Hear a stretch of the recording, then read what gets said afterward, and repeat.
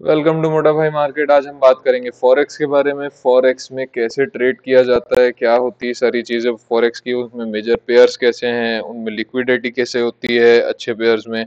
आपको स्प्रेड्स के बारे में बताऊंगा, स्प्रेड्स क्या होते हैं। पिप्स कैलकुलेट करना लोगों के लिए बहुत ज्यादा परेशानी वाला होता है, लेकिन मैं आपको बहुत ही सिंपल तरीका सिखाऊंगा कि पिप्स कैसे कैलकुलेट करते हैं, आपको किस हिसाब से लॉट साइज रखनी है ये मैं आपको बताऊंगा।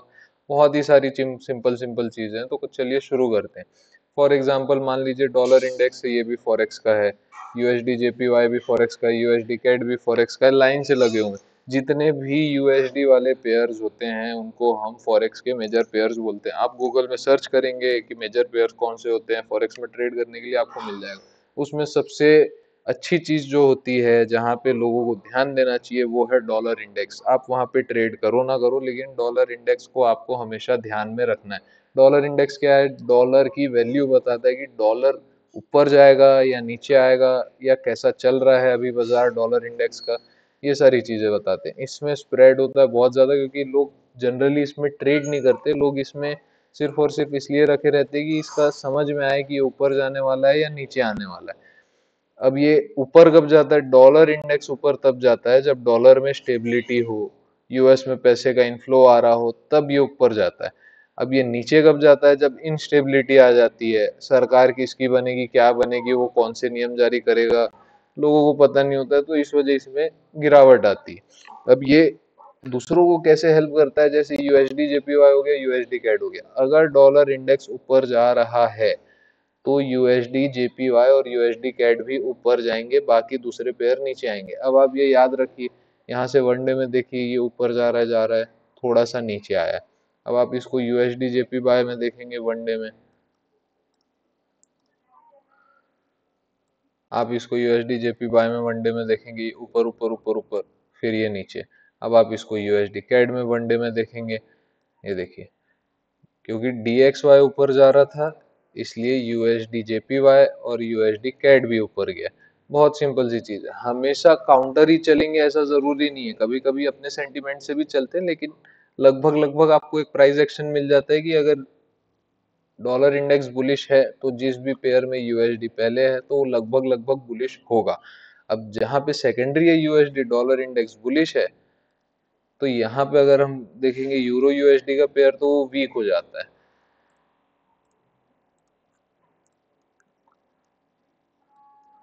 ये देखिए, ये कितना ज्यादा वीक हो गया। यहाँ पे थोड़ी सी गिरावट आई थी, यहाँ पे बहुत ज्यादा गिरावट आ गई।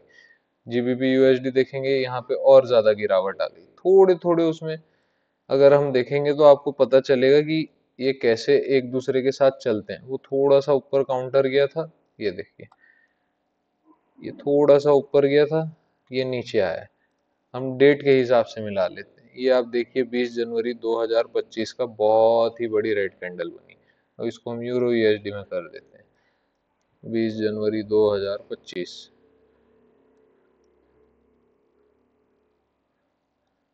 अरे यार, ये 1 मिनट में बार बार शिफ्ट हो जाता है। वनडे 20 जनवरी 2025, ये देखिए वहां पे रेड कैंडल बनी थी, यहाँ पे इतनी बड़ी ग्रीन कैंडल बनी हुई है। आपको समझ में आ रहा है कैसे ये काउंटर चलता है? तो आपको थोड़ा बहुत मैनेज करके चलना है उनके साथ कि कैसे चलता है, क्या चलता है।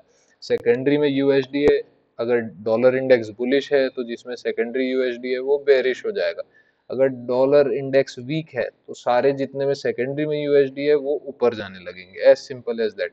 अब आपको मैं बताता हूँ कि आपको सबसे ज्यादा तकलीफ आती है पिप्स कैलकुलेट करने में। आप पिप्स कैलकुलेट कैसे करेंगे?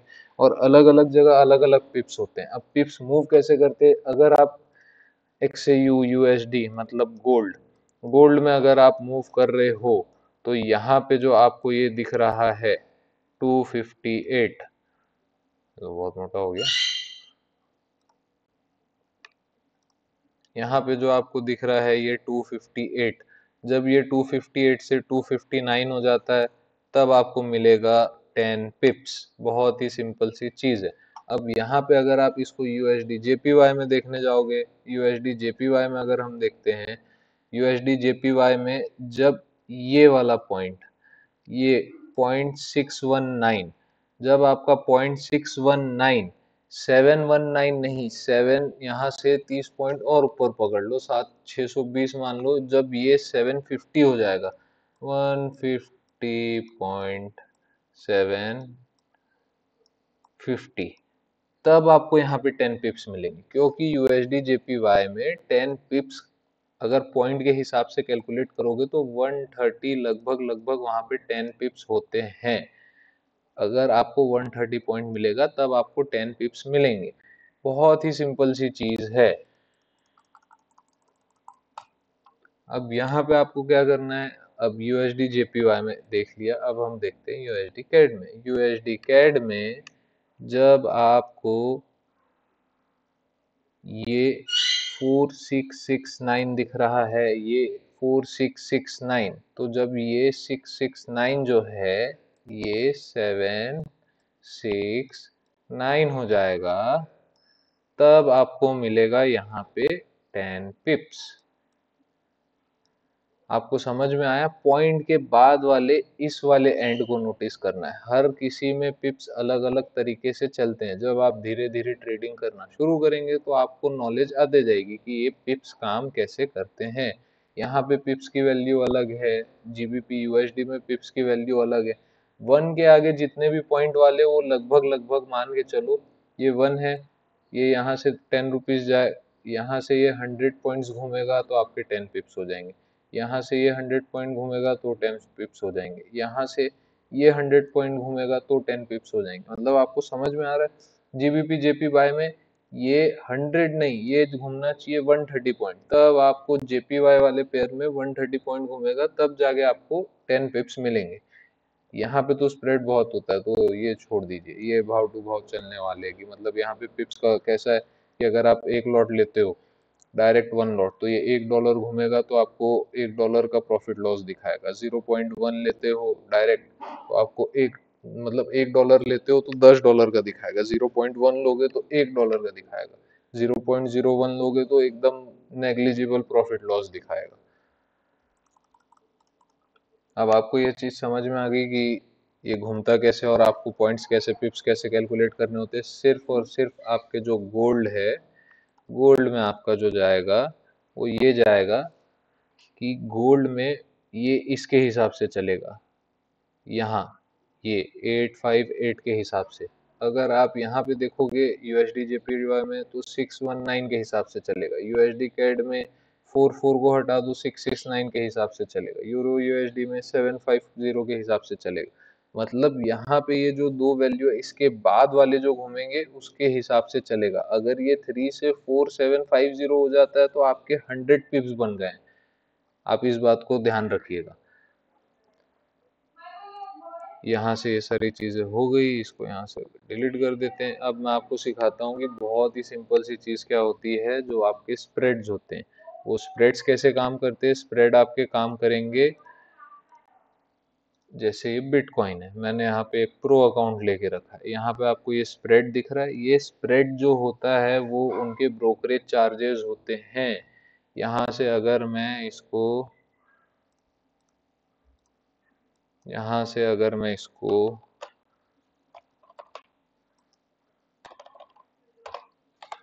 1 लॉट बाय करता हूँ तो आपको यहाँ पे दिख रहा होगा ये जो ऑर्डर है ये इससे ऊपर लगेगा, इससे नीचे नहीं लगेगा, या भाव टू भाव में नहीं लगेगा। जब ये कैंडल इस प्राइस को क्रॉस करेगी तब हमारा प्रॉफिट चालू होगा। अब यहाँ से हम कर लेते कंफर्म बाय, तो आपको दिख रहा होगा कि ये पहले से ही नुकसान में दिखा रहा है। पहले से ही ये नुकसान में क्यों दिखा रहा है? क्योंकि हमारा ब्रोकरेज ऑलरेडी वहां पे लगा हुआ है, इसलिए पहले से नुकसान में दिखा रहा था। जब ये कैंडल रिवर्स होके इस प्राइस के ऊपर निकलेगी तभी आपको वो चीज प्रॉफिट दिखाएगी, तब तक के प्रॉफिट नहीं दिखाएगी। अगर मैं यहाँ से इसको 1 लॉट सेल भी कर देता हूँ, यहाँ से 1 लॉट सेल भी कर देता हूँ, तो ये जो ब्लू वाली लाइन है ये इसके नीचे आएगी, तब हमको प्रॉफिट दिखाना चालू होगा। देखना, सौदा लेते ही हमको नुकसान दिखाएगा। ये देखो, ये जो सेल है ये हमको सौदा लेते ही नुकसान क्यों दिखा रहा है? क्योंकि यहाँ पे डायरेक्टली जो आपका ब्रोकरेज है वो उसको चले गया है, इसलिए यहाँ पे नुकसान में दिखा रहा है। अब इसको अगर हम चेंज कर देते हैं, ये जीरो स्प्रेड में आ जाते हैं, तो आपको बिटकॉइन का चार्ट जो है वो कैसा दिखेगा? बाय करना है, डायरेक्ट भाव टू भाव बाय करो। ये देखो जहां चल रहा है वहीं से ऑर्डर एग्जीक्यूट हो जाएगा। अब यहाँ से अगर मैं बाय दबाता हूँ, ये यहाँ पे बाय हो गया, टोटल प्रॉफिट लॉस तुरंत चल रहा है, लेकिन यहाँ आपके खाते से ऑलरेडी यहाँ पे आपका जो भी आपका ब्रोकरेज रहेगा वो तुरंत कट जाएगा। इस खाते में ब्रोकरेज कैसा कटता है? इस खाते में ब्रोकरेज कटता है स्प्रेड के फॉर्म में, इसमें ब्रोकरेज कटता है डायरेक्ट। यहाँ पे आपको लेते ही नुकसान में इसलिए दिखाता है। जो ये आपको दिख रहा है, ये स्प्रेड जो होते हैं वो कंपनी के ब्रोकरेजेस होते हैं। कि आपको इतना ब्रोकरेज पे करना है, यहाँ से ऊपर जाएगा तो आप प्रॉफिट ही प्रॉफिट में, यहाँ से नीचे आएगा तो आप लॉस लॉस में। आपको समझ में आया जीरो और ये स्प्रेड वाला सिस्टम? आई होप समझ में आ गया होगा कि ये स्प्रेड और ये कैसे काम करता है, क्योंकि वो ब्रोकरेज होती है। बहुत ही सिंपल सी चीज है। अब आपको क्या करना है? अब आपको कैलकुलेट करना है पिप्स। आपको पिप्स कैलकुलेट करना है। आपको नहीं समझ में आ रहा है कि आप यहाँ पे वॉल्यूम डालेंगे, डायरेक्ट 1 लेंगे कि 1.05 लेंगे या फिर 0.05 लेंगे, आपको नहीं समझ में आ रहा है कि आप यहाँ पे ऑर्डर एग्जीक्यूट किस वॉल्यूम में करेंगे। लॉट आपको कैलकुलेट करना नहीं समझ में आ रहा, आप कुछ मत करिए। आपको लग रहा है आपके पास $1000 यहाँ पे आपको दिखा रहा है, आप कितने का रिस्क ले सकते हैं? आप यहाँ पे $20 का रिस्क ले सकते हैं। आपने स्टॉप लॉस डाला, आपने स्टॉप लॉस डाला, सपोज मान लीजिए 84,500 का आपका स्टॉप लॉस है बाइंग का। अब यहाँ पे आप अगर 0.05 लॉट ले रहे हैं तो आपका जो स्टॉप लॉस है वो आएगा $56.48। आप इसको कम कर दीजिए, आपका है $20 का कैपेसिटी, आप यहाँ पे दबा दीजिए 0.02। आप अपने स्टॉप लॉस में ध्यान रखिएगी, यहाँ से मेरे को स्टॉप लॉस दिखा रहा है $22 का जो आपके कैपेसिटी में है। आपको केवल यहाँ पे बाय दबाना है, स्टॉप लॉस आपका सेट है, वो बाय हो जाएगा। आपको कैलकुलेट करने की जरूरत ही नहीं पड़ेगी, आपका स्टॉप लॉस ही आपको बता देगा कि आपकी रिस्क लेने की कितनी कैपेसिटी है। उस हिसाब से आप अपने लॉट को कम या ज्यादा कर सकते हैं। अगर यहाँ से मान लीजिए मेरे को सेल करना है, मैंने सेल दबाया, मेरा स्टॉप लॉस मुझे रखना है मान लीजिए 88,000 पे। 88,000 पे मैंने अपना स्टॉप लॉस रख दिया। अच्छा, 88,000 पे मेरा स्टॉप लॉस आ गया। अब आपको पिप्स कैलकुलेट करने की जरूरत नहीं है, आप वहां पे मत देखिए मेरा कितना पिप्स आ रहा है, कितना पिप्स जा रहा है। आपको ये तो पता है कि आपका स्टॉप लॉस किस पॉइंट पे आना है। आप सिर्फ और सिर्फ यहाँ पे देखिए कि $47 का यहाँ पे आपको नुकसान दिखा रहा है 0.02 में। आपकी कैपेसिटी ज्यादा है, आप बोलेंगे नहीं कि मैं इसमें 100 रिस्क कर सकता हूँ, आप 02 का 04 कर लीजिए। बहुत ही सिंपल है, आपको यहाँ पे दिखा देगा। ये 044 में तो बहुत ज्यादा हो जाएगा। यहाँ पे आप इसको 04 कर लीजिए। अगर गलती से, लेकिन आपने इसको, क्योंकि ये पॉइंट जो पॉइंट 0 दिखा रहा है, इस पॉइंट 0 की वैल्यू बहुत है, आप इतना याद रखिए। गलती से आपने इसको 4 दबा दिया तो देखिए मेरा क्या हो रहा है हाल। यहाँ पे मेरा स्टॉप लॉस जो आ रहा है वो सीधा हीरो जीरो में जा रहा है कि अगर मेरा स्टॉप लॉस गया तो ये अकाउंट खाली हो जाएगा यहाँ पे, है ना। तो ये जीरो को डालना मत भूलिएगा। 0.04 यहाँ पे मैंने सेल कर दिया, सेल कर दिया तो आपको पता चल गया कि आपको यहाँ पे लॉट कितने लगाते हैं। सेम चीज आप यूएस एक्सयू यूएसडी गोल्ड में भी कर सकते हैं, सेम चीज आप यूएसडी जेपीवाई में भी कर सकते हैं, सेम चीज आप यूरो यूएसडी में भी कर सकते हैं।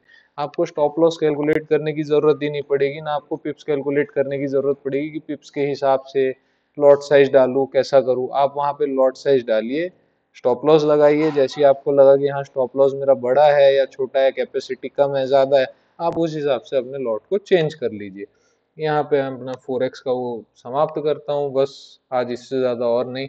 Thank you very much. Happy trading everyone.